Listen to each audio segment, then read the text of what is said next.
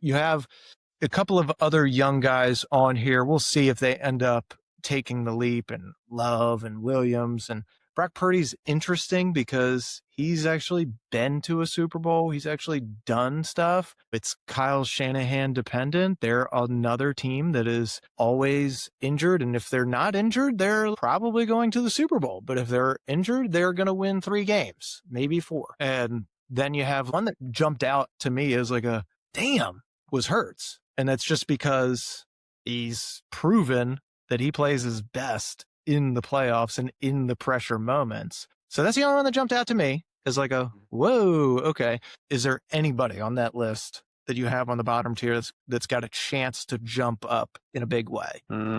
Knicks. I've seen everything I need to see with Stroud. He's got all the tools, all the tangibles, and none of the intangibles. I think he's a dud.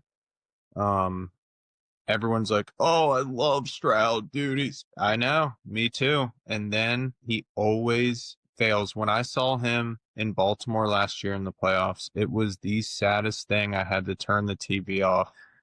And they were not even a good defense. He's literally the biggest choker in the moment. I will never put $1 behind CJ Stroud. I think he's a waste of money if they end up paying him a ton. Can you name a good Ohio State quarterback in the NFL? No. I mean, you could get by with the technicality of Joe Burrow, but he's an LSU guy. I wouldn't count him as an Ohio State guy. And that's like one of those programs where it's crazy. They just really haven't had that great quarterback guy come out of there. I think he's the closest thing to it.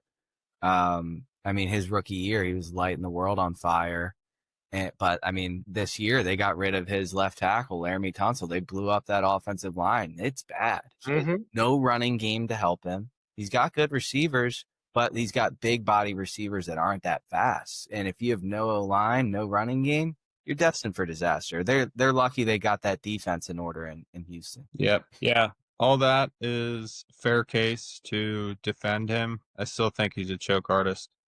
Hurts, I think he's fool's gold. I think he was carried.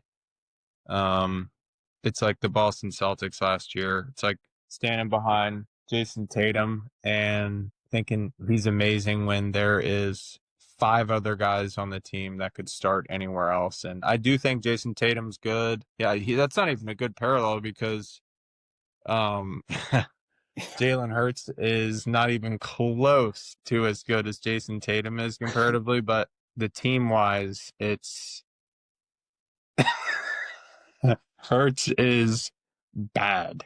And when you watch him this year, I don't know if you've had a chance to, Shane, it's bad. His own coach, when he goes to try to defend him, can't even really make up a lie. That's how bad it is. I'll be honest with you. I've always thought that Sirianni has CTE, though. I hear a lot of backlash from Eagles fans on like the play calling and stuff that they have, but I think it's a lot due to Hurts' ability. He is limited. Yeah, he's limited.